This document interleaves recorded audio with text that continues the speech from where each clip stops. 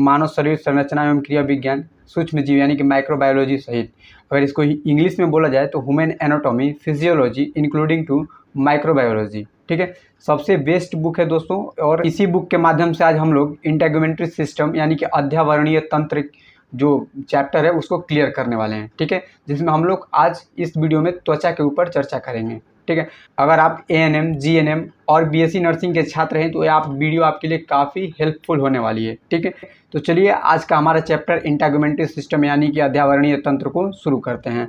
दोस्तों ये जो हाईलाइट किए गए हैं ये कुछ महत्वपूर्ण तथ्य हैं। ठीक है, जो वीडियो में आगे आपको पता चलने वाले हैं। तो चलिए हम लोग इंट्रोडक्शन से शुरू करेंगे।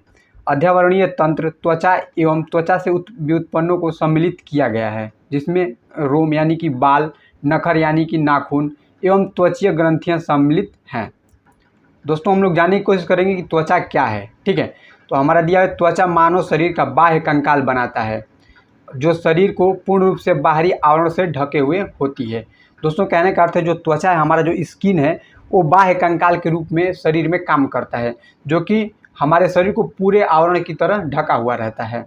दूसरा पॉइंट है त्वचा पर वातावरणों के कारकों का सीधा प्रभाव पड़ता है। जो वातावरण में कारक होते हैं सूक्ष्म जीव, उनका सीधा प्रभाव त्वचा पे पड़ता है, जिसके कारण त्वचा वातावरण के प्रति संवेदनशील होती है। ठीक है, तीसरा पॉइंट है त्वचा शरीर के तापमान का नियमन करता है। दोस्तों इसीलिए इसको हाईलाइट किया गया है। ठीक है, इसमें कुछ महत्वपूर्ण तथ्य हैं, यानी कि regulation of the body temperature, जो बॉडी का हमारा ताप है, जो हीट है, उसे कौन नियंत्रण करता है, नियमन करता है, त्वचा नियमन करता है, स्किन। ठीक है, तथा शरीर का सबसे बड़ा अंग, लार्जेस्ट ऑर्गन जो है वो स्किन होता है, यानी कि जो हमारा त्वचा होता है वो मनुष्य का सबसे बड़ा अंग होता है।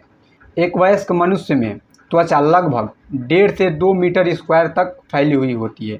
ठीक है, दूसरा टॉपिक है त्वचा की सूक्ष्मदर्शी संरचना यानी कि माइक्रोस्कोपी स्ट्रक्चर ऑफ स्किन, यानी कि सूक्ष्मदर्शी से देखने से जो हमारा स्किन है वो कैसा प्रतीत होता है। तो आप यहाँ पे देख रहे हैं त्वचा सूक्ष्मदर्शी से देखने में इसमें ऊतकों की बनी हुई 2 परतें दिखाई देती हैं। ठीक है, जिसे बाह्य त्वचा या अधिचर्म यानी कि एपिडर्मिस बोलते हैं, और दूसरा होता है अंत त्वचा या चर्म, जिसे डर्मिस कहते हैं। ठीक है, हम इन्हीं दोनों के ऊपर चर्चा करेंगे।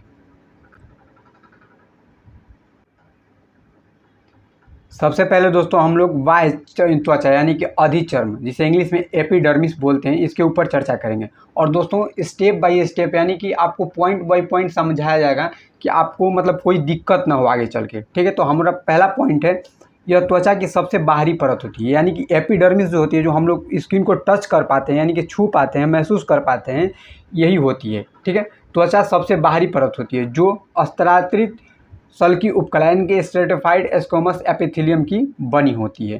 ठीक है, और दूसरा पॉइंट है अधिचर्म में रक्त वाहिनियाँ अनुपस्थित यानी कि नहीं होती हैं। जो ऊपरा वाला हमारा जो सतह होता है इसमें कोई भी रक्त वाहिनियाँ नहीं पाई जाती है, क्योंकि अधिचर्म को रक्त कोशिकाएं नहीं भेद पाती। जो ब्लड कैपिलरीज हैं वो अधिचर्म को भेद कर बाहर नहीं आ पाती।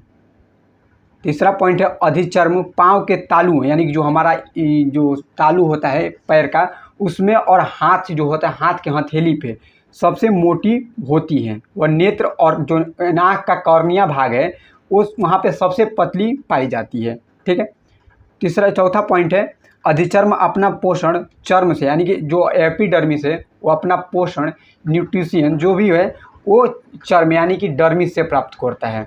जो एपिडर्मिस के नीचे वाली परत होते हैं उसी को हम डर्मिस यानी कि चर्म कहते हैं। अधिचर्म में दोस्तों निम्न स्तर पाए जाते हैं, जिनको हम इस तरह देखेंगे। सल्की स्तर यानी कि स्ट्रेटम कॉर्नियम, दूसरा है स्वच्छ स्तर यानी कि स्ट्रेटम लूसिडम, तीसरा है कणिकामय स्तर यानी कि स्ट्रेटम ग्रैनुलोसम। ठीक है, और चौथा है स्ट्रेटम जर्मिनेटिव यानी कि अंकुरित स्तर।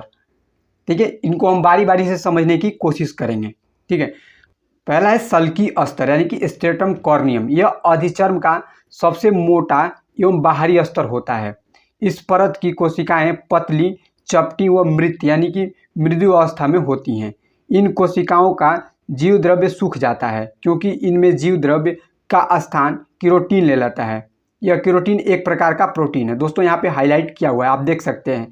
यह केरोटीन, जो आप पूछते हैं ना कि केरोटीन क्या होता है, ऑब्जेक्टिव क्वेश्चंस में भी पूछे जाते हैं कि केराटिन क्या होता है, तो केराटिन एक प्रोटीन होता है, इसीलिए इसको हाईलाइट करके रखा गया है।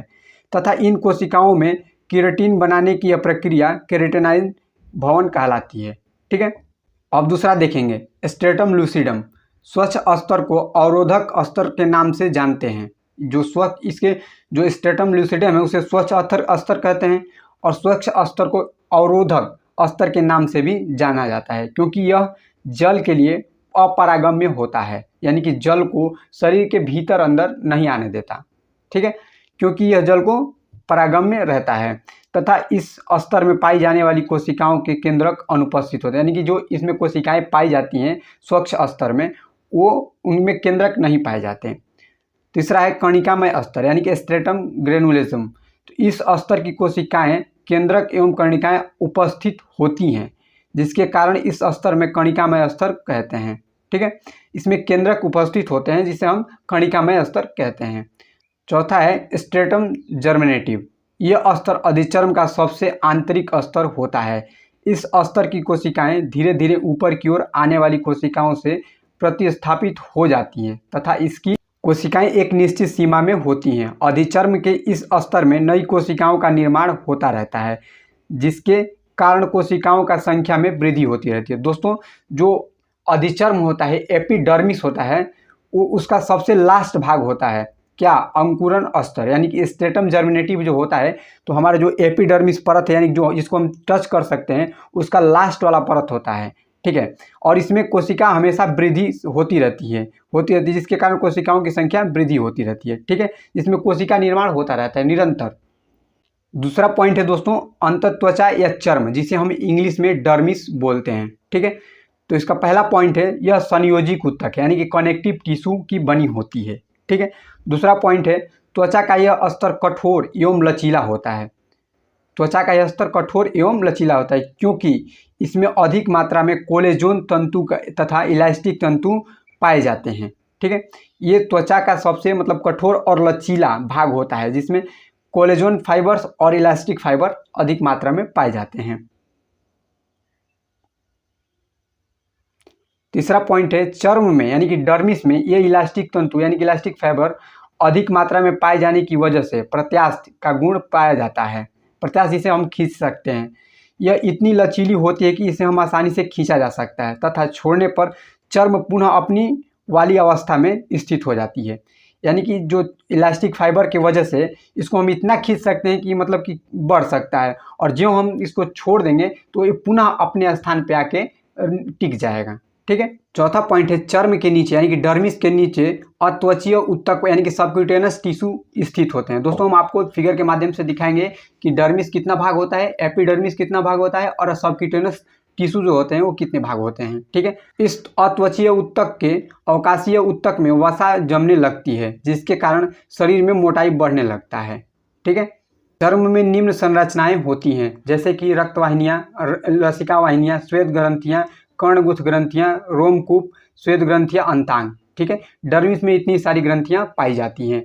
दोस्तों, अभी तक हमने त्वचा में क्या पढ़ा, डर्मिस पढ़ा और एपिडर्मिस पढ़ा। ठीक है, जिसमें हम डर्मिस में पढ़ा stratum corneum, stratum lucidum, stratum granulosum, stratum germinativum. ठीक है, इन सारे चीज़ों को आज हमने इस वीडियो में डिस्कस किया। ठीक है, अगले वीडियो में हम लोग अगले पॉइंट के साथ आएंगे। तब तक के लिए अगर आप हमारे चैनल पर हैं तो चैनल को सब्सक्राइब कर लें। अगर वीडियो पसंद आई तो वीडियो को लाइक करें और अपनी राय कमेंट बॉक्स में ज़रूर लिखें। ठीक है, मिलते हैं अगली वीडियो में, तब तक के लिए जय हिंद।